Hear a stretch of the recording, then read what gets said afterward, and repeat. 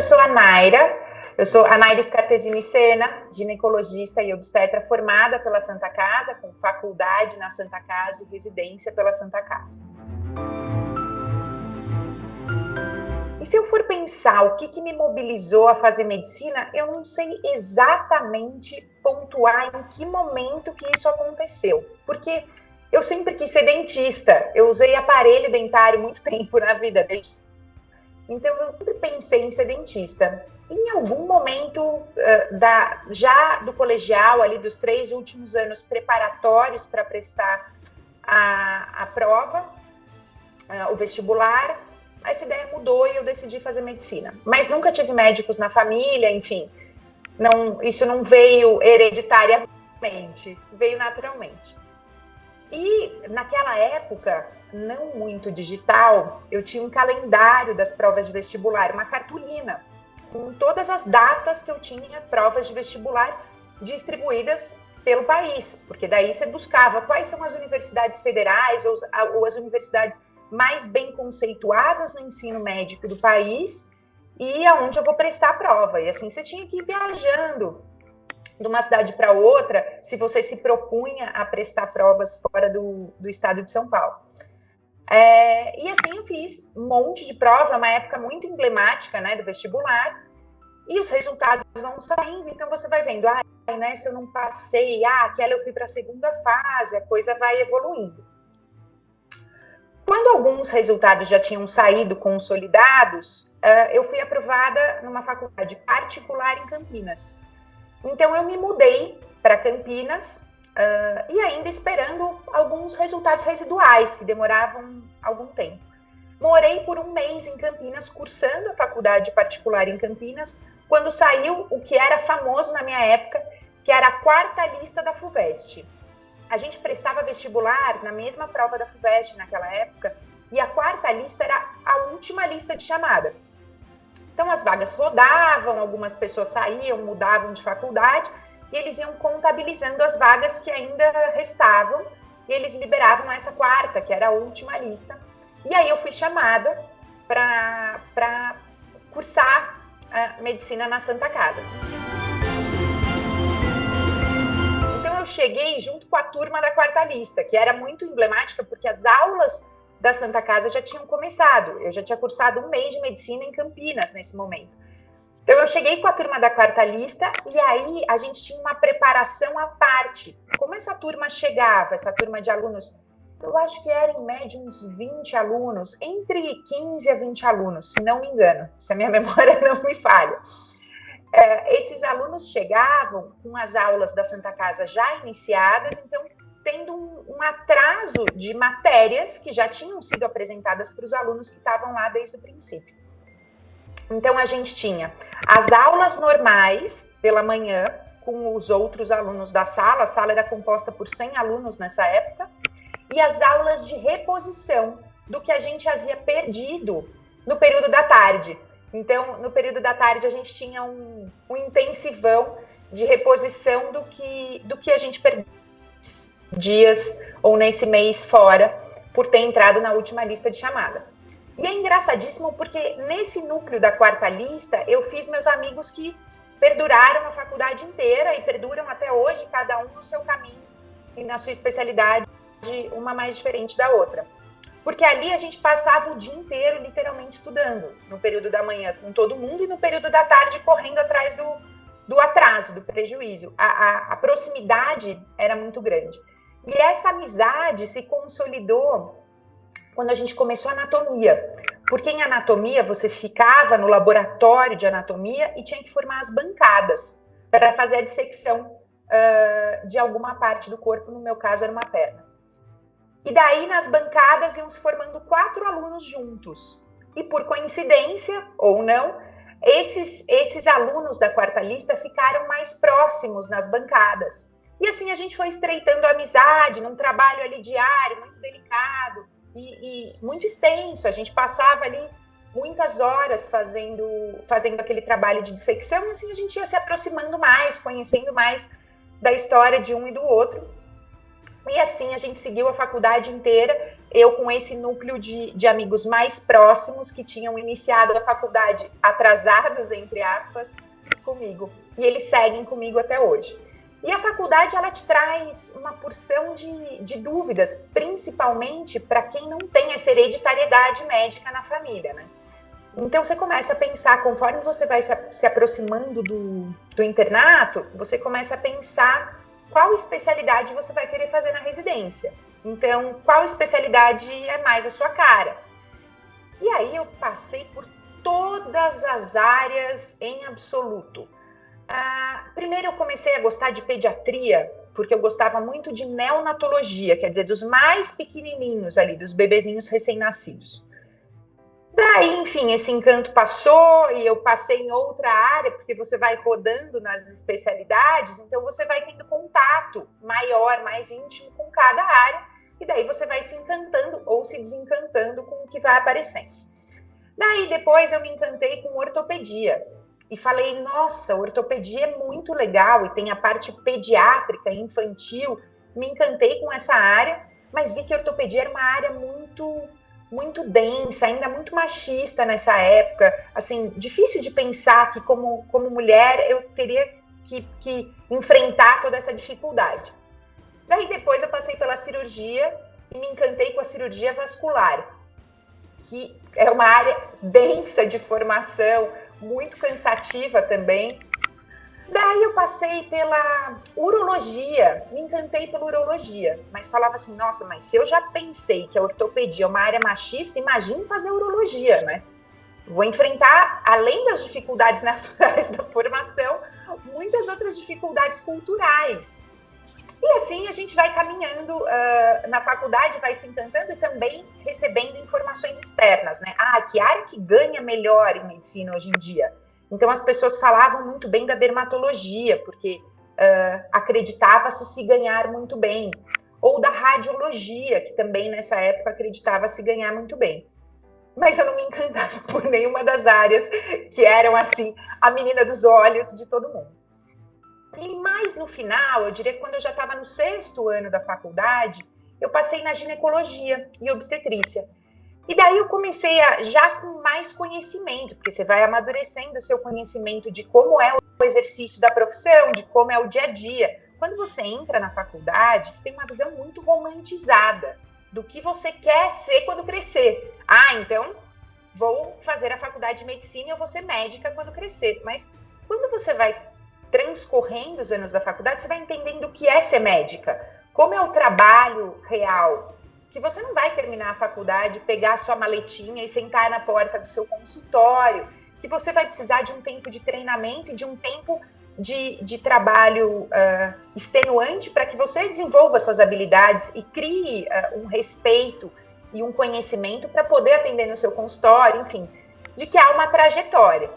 E conforme eu fui entendendo essa trajetória, quando eu me deparei com a ginecologia, eu falei, nossa, é muito legal, por diversos motivos. O primeiro deles, porque ali eu não lidava, na maior parte do tempo, ou pelo menos em parte do meu tempo, eu não lidava com grandes dores ou com grandes perdas. Claro que a ginecologia também tem isso. Mas, quando você olha para a obstetrícia em específico, a maior parte do tempo a obstetrícia traz a vida, né? A alegria da família. Então, você é inserida num momento muito legal, muito alegre. Aí eu falei, gostei dessa área. E depois eu comecei a entender que a obstetrícia e a ginecologia eram áreas mais autônomas. Eu quero dizer, você não precisa de grandes equipes para trabalhar. Não é como uma cirurgia vascular, que é uma cirurgia extensa, de muitas horas, em que você precisa de uma equipe médica presente na sala, grande. Quer dizer, você depende de mais pessoas para coordenar a sua agenda, para trabalhar, para caminhar.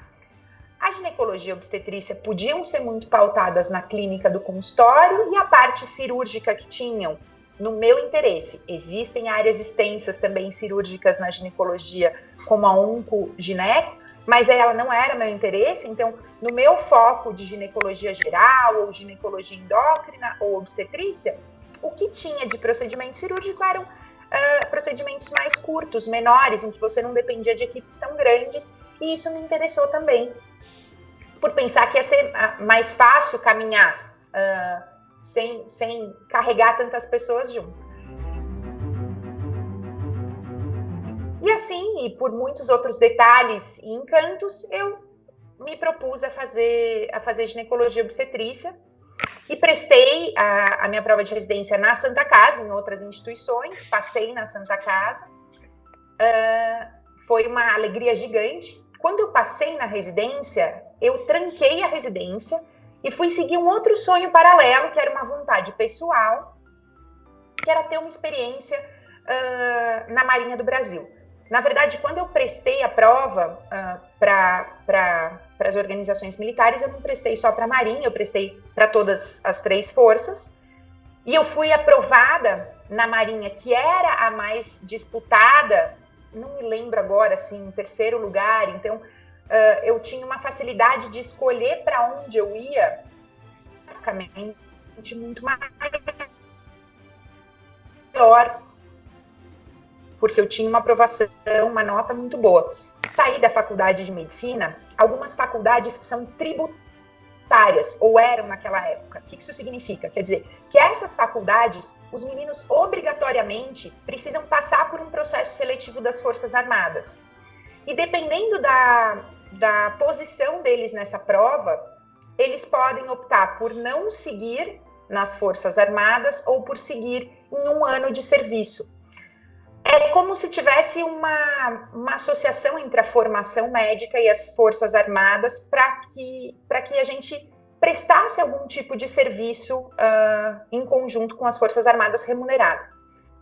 Mas isso era exclusivo para os homens, e para as mulheres era voluntário, e eu tinha esse desejo de ter essa vivência.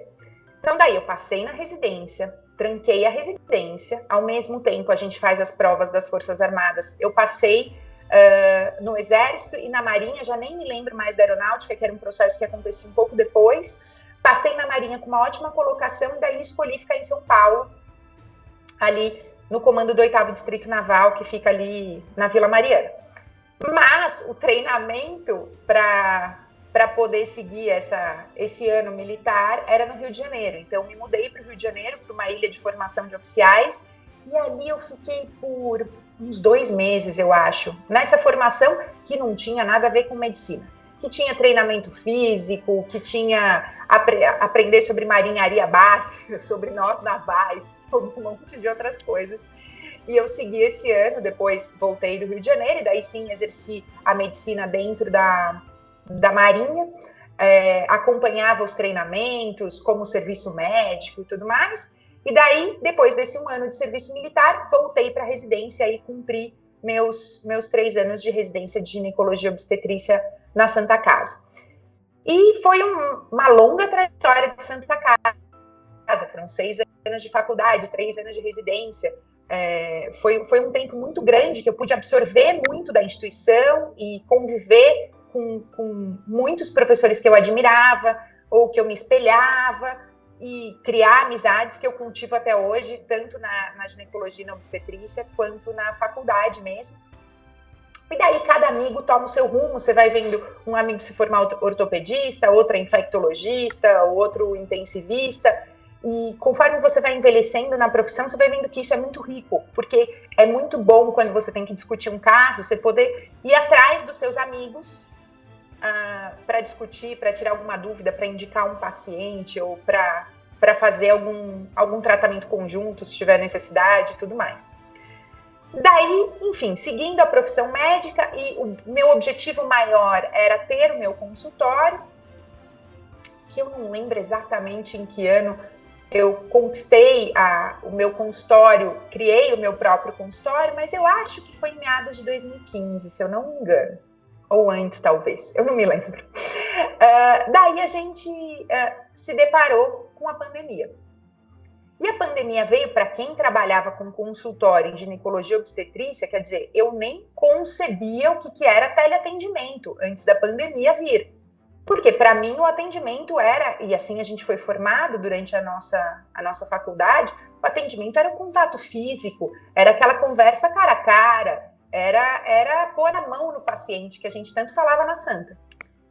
Daí começou a pandemia, corram para as montanhas, cada um no seu lugar. E como eu não atendi em linha de frente, eu não atendi em serviço de emergência nenhum, eu fazia minha assistência 100% no meu consultório, eu falei, inicialmente, vamos recluir-nos para entender qual vai ser o cenário.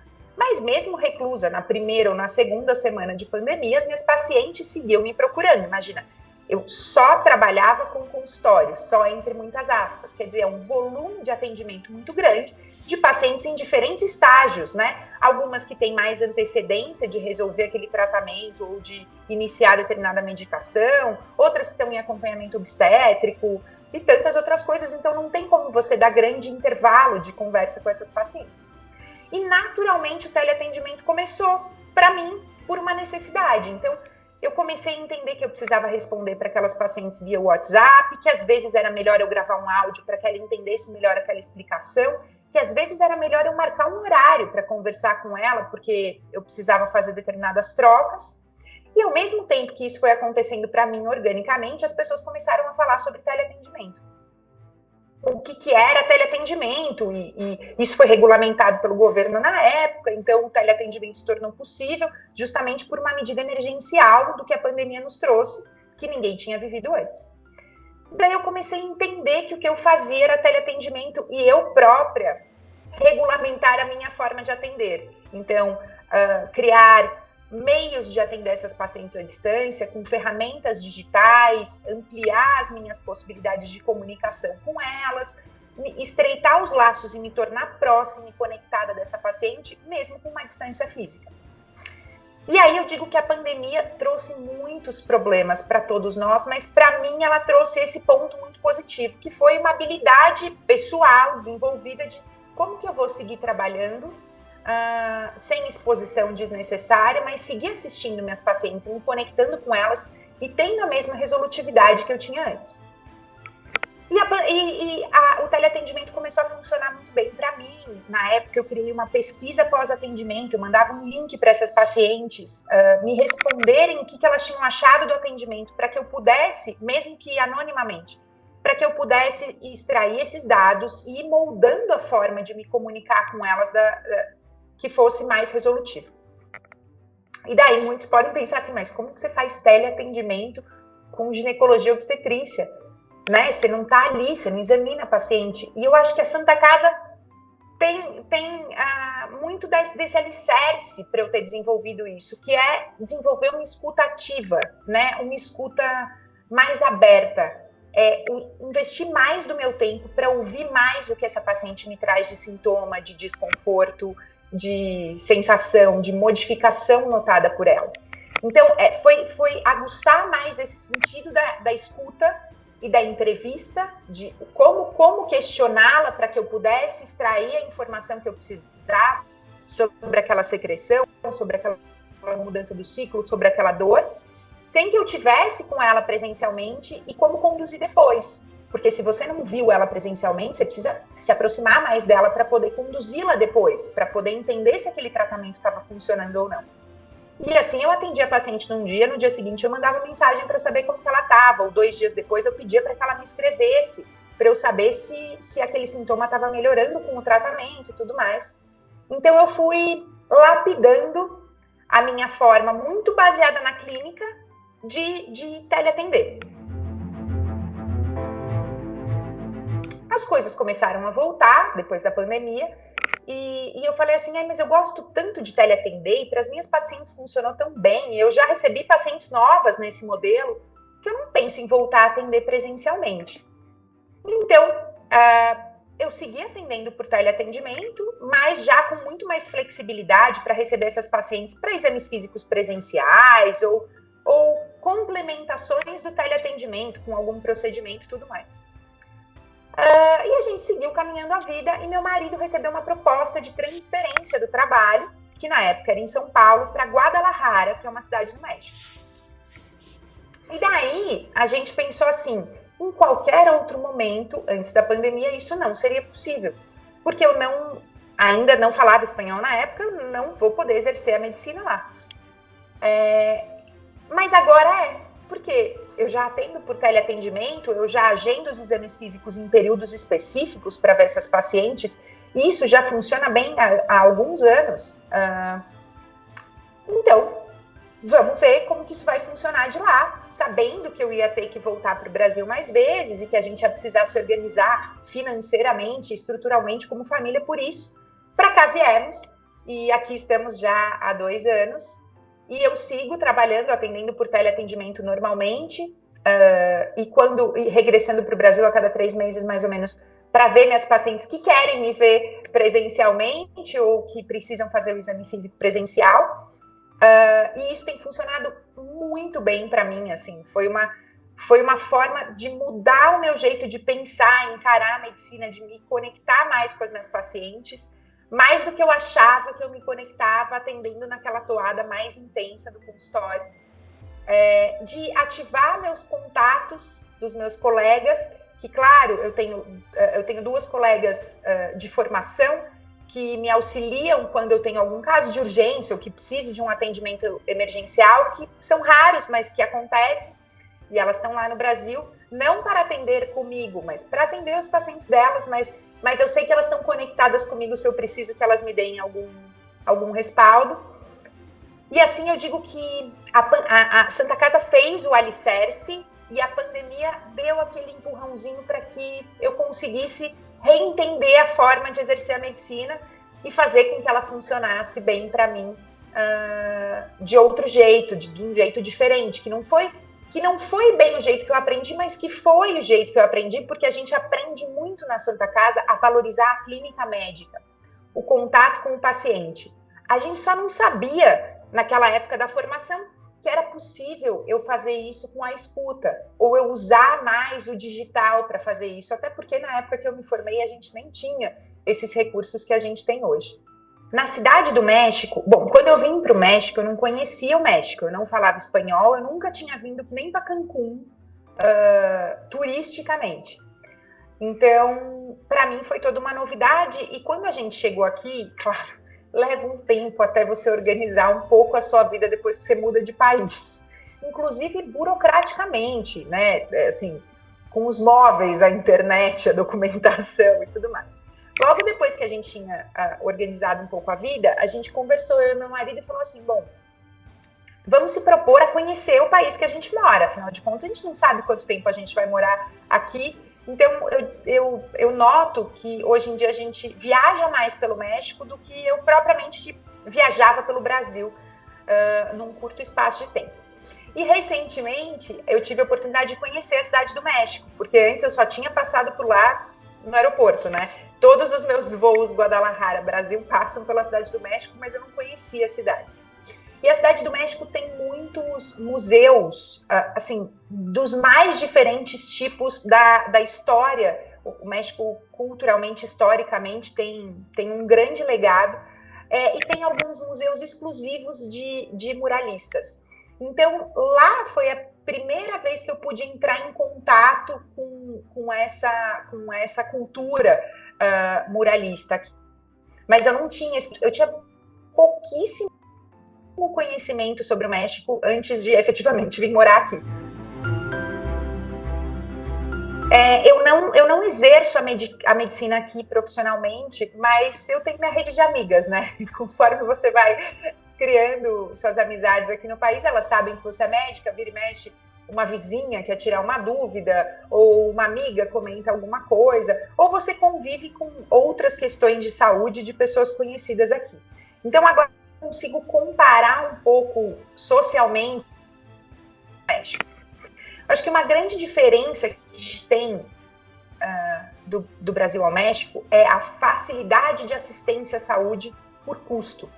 Por a gente ter um sistema público gratuito, com o qual a gente trabalha muito tempo na formação da Santa Casa, a gente vê lá na Santa Casa que assim, toda e qualquer pessoa vai ser atendida no hospital gratuitamente, independente das posses que ela tenha, da nacionalidade, da documentação, da índole, ela vai sempre ter acesso à saúde.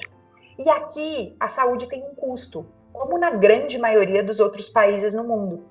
Então, por mais que existam atendimentos mais acessíveis para as pessoas mais simples, isso acaba afastando as pessoas de atendimentos básicos Então, eu me choquei, porque há pouco tempo atrás, a pessoa que trabalhava aqui na nossa casa, nos ajudando a organizar a casa, perdeu um sobrinho, que tinha seus 16 anos. E esse sobrinho perdeu a vida por diabetes tipo 1. Um diagnóstico tão simples, que um simples exame de ponta de dedo poderia ter feito. Quer dizer, eu fiquei pensando, se esse menino morasse numa comunidade no Brasil, ele começasse a ter sintomas um pouco estranhos, ninguém ia evitar levá-lo ao médico. As pessoas iam falar, leva o menino no posto de saúde para o médico dar uma olhada, ver como ele está, porque isso é acessível, porque isso é gratuito. Mas quando isso envolve um custo, mesmo que seja um custo baixo, famílias de menor possibilidade vão pensar 2 vezes, porque elas estão ali com a conta justa. E assim você perde a oportunidade de determinados diagnósticos pela dificuldade de acesso à saúde. Mesmo tendo médicos, mesmo tendo hospitais, mas pela dificuldade que as finanças trazem de acesso à saúde. Essa foi a grande diferença que eu vi entre a assistência de saúde no México e no Brasil. E eu passei a valorizar mais como a gente vê a saúde no Brasil. Um outro ponto, quando a gente mudou para cá, ainda tinha uma questão do Covid muito mais pesada e importante. A vacinação no Brasil contra o Covid era simplesmente você se dirigir ao posto de saúde, estando no seu período de chamada, né? Então, conforme eles iam liberando as vacinas, você tinha lá a data certa a partir de quando você poderia ir, mas a partir daí o posto está aberto, você vai a hora que você achar melhor. Aqui não, você tinha que agendar o seu horário, você recebia um dia e um horário para comparecer.